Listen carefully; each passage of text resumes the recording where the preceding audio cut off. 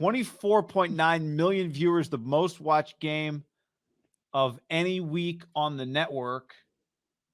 Oh, this was just a McCaffrey stat. 24.929 million, the most watched telecast, up 15% from last year's week 8 through week 8. America's game of the week is up 10% over last year. Over last year's season average to date, 23.2 million. Wow. That's more people than that watched the national championship game, basically.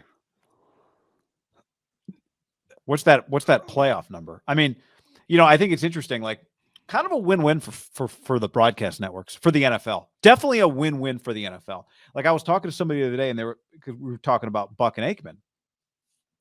And we were talking about the fact that, like, I don't know what everybody makes necessarily, but Fox has won in that the NFL has won in that they have a very, like, Burkhardt and Olsen, or you could just leave those guys on the Fox #1 game doing the Super Bowl, and it'd be great. They actually probably get easy transition for sure. Greg is really good. Burkhardt is as likable as it gets. I mean, I think he's fantastic. And at the same time, the Monday Night Football has gotten better, right? Like the point the person made to me about Aikman and Buck's salaries was like, part of it being worth it to ESPN is that you have to, like, the NFL has to be satisfied with your product. So that's part of what you're paying for, right? And part of what these guys are making is they are on the thing that 25 million people watch. So they don't necessarily watch because of you, but if you are the thing that's holding down the thing that 25 million people watch, then you deserve to get paid appropriately, right? And anyway, I think Monday Night Football did 10 million people last night. Now that's where you and I were talking last night. So this game was way better. The Monday was Halloween. So whatever, I'm not comparing it, but it was just the point the person was making to me is like, these guys, like when these many people watch, even if they're not watching for you, you are then the face and the voice, and you are responsible for this thing. So that's why you get paid that much money, right? Yeah. Anyway, sorry. You told me to pull this up, and I didn't ask you. It's just a big number. I just Googled Niners Cowboys last year, wild card weekend. What do you think the number was? What date was that? A Saturday or Sunday? It was Saturday. I'm going to say that was 17 million. 41.5. Oh shit. That was a bad. That game actually had more viewers than that game was actually Sunday, I think Sunday afternoon. Okay. Because remember the following week they played Saturday night and they were on a short week against the Packers. Saturday night is not as good of a spot, right, as Sunday afternoon. Do you have that rating? Do you have 36.9 million? Interesting. Like, because you'd be like Lambeau, it's a bigger game in theory. Saturday night's clearly not as powerful as Sunday, correct? Yeah, correct. Which makes sense, even for one thing the 49ers are a part of. And people often ask, like, why do you guys – we're not doing this randomly. This is not like – this is all a numbers game. Like, I naturally have way more people that give a fuck and season ticket holders and diehard Niner fans in my life. And I've been watching them the longest. But, like, if you told me if you just talked Rams, your ratings would double. You could charge double. Like, this is a business. But it just cannot be disputed how powerful. Now, the Rams are part of this now. They've become a big brand. And those two numbers, I got you. Like, the Niners are partners in crime, right? I mean, the Cowboys are bigger than the Niners. And I would say the Packers are the Niners equal. Is that fair? The Cowboys are the top dog. Yes. Yeah. So, and the Packers are at every bit they're equal. So those numbers are played out by the partnership of the brands. But this, I would say in this game, the Niners are the bigger brand in this Rams game. Now, I do think that they've come a long way in a short period of time as a pretty just big brand, led by Sean McVay, Aaron Donald, right? Mm-hmm. Super Bowl champs, like they are. The irony with them, I've said this before, is that they are a national brand locally.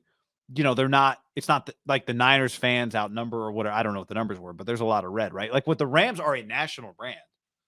I think they said on TV, I didn't hear them say it, that it was like 55-45, and it was either Bill Simmons or someone said that they asked someone at the game, and they said it was closer to 80-20. I saw some pictures. It was a lot of red. A lot of red. I same. So, but ultimately, like the Rams are a huge NFL brand, but they like are higher in the NFL hierarchy. Well, I shouldn't say that. They're not than they are in the NFL in the LA hierarchy. That's probably not true. But anyway, they're kind of a unique team. Well, they're not a top 2 team in LA, right? That'd be the Dodgers and the Lakers in some order, depending on who's winning. I would think so. I mean, I'm not an LA market expert, but that's what everyone's always said. I think the Rams are pretty unique in that they're not a new brand necessarily, but they've just become so cool, so fast, so big. I'm not an LA expert either, but having lived in California long enough, and the Fresno market's a big Laker market. If you told me the Lakers right now were the equivalent of what the Dodgers are, so basically like just like the Milwaukee Bucks or something, they would be enormous. Like there was no topping that. And obviously the Dodgers are fucking massive. It's hard for the Rams to equal that. And listen, I'm not saying USC football is the Rams. It's just different. If they become some Alabama, Georgia, Ohio State consistent power again, they are massive, right? Because they feel like an NFL brand down there.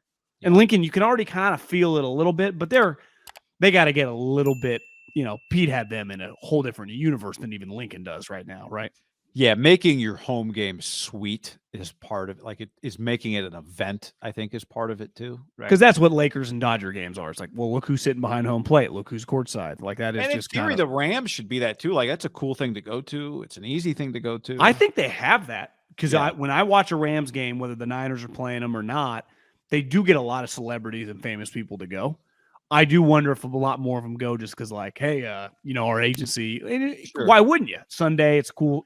The stadium is incredible. It really is. Oh, yeah. But also when they don't play the Niners, there's plenty of people there, right? They're selling out or close to selling out. I think a lot of people care about the Rams. The Niners are a part, guy, of just some numbers going back to the Harbaugh era. Over the decade when the NFL has taken off like a rocket ship and separated from the other leagues, they have been a partner in crime. Like, I don't think the difference between USC and Auburn, let's say, is that Auburn has way more people that are interested in the score.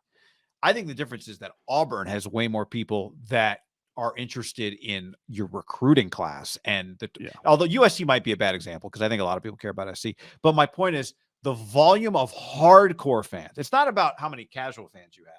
It's about how many hardcore fans. How many fans do you have that will travel and pay $500 for a hotel room and $600 for tickets?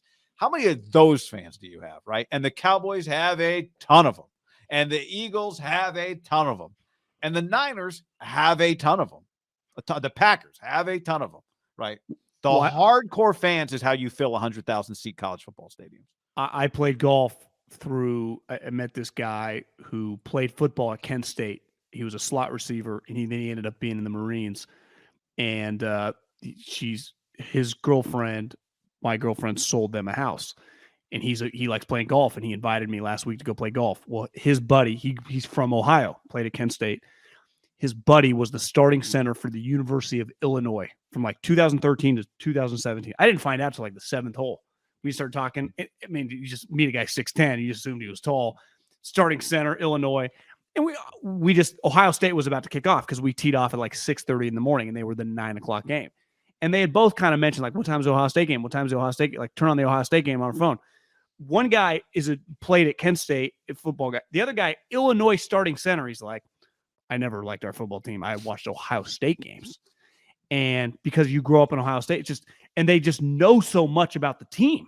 Yeah. And it's just a way of life. Like for some of these people, I think college specifically, like when you grow up rooting for Ohio State, when you live in Ohio, when you grow up rooting for Alabama, when you live in Alabama, when you grow up in Northern California and you root for the 49ers, it's really not that different. Like they do not miss a game, right? I don't miss a game. I know a lot about their draft picks and their random backups.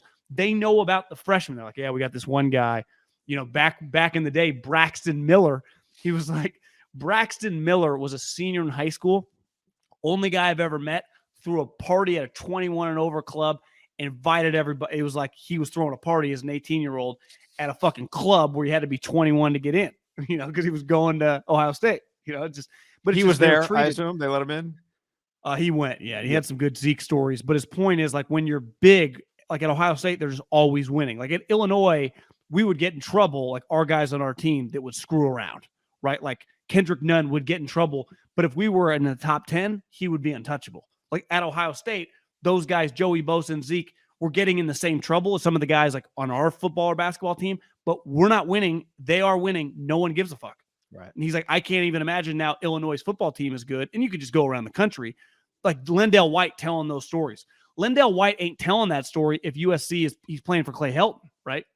But he's an untouchable guy because the team shot like a rocket ship. And the NFL, like, is no different. These shitty teams, like guys getting cut, guys getting in trouble. It's happened on the good teams, but no, it's not that big a deal, you know? It's just a different way of life. And now the 49ers, what's crazy about the 49ers, though, is like this year specifically, like they were 3-4 going into that game, you know?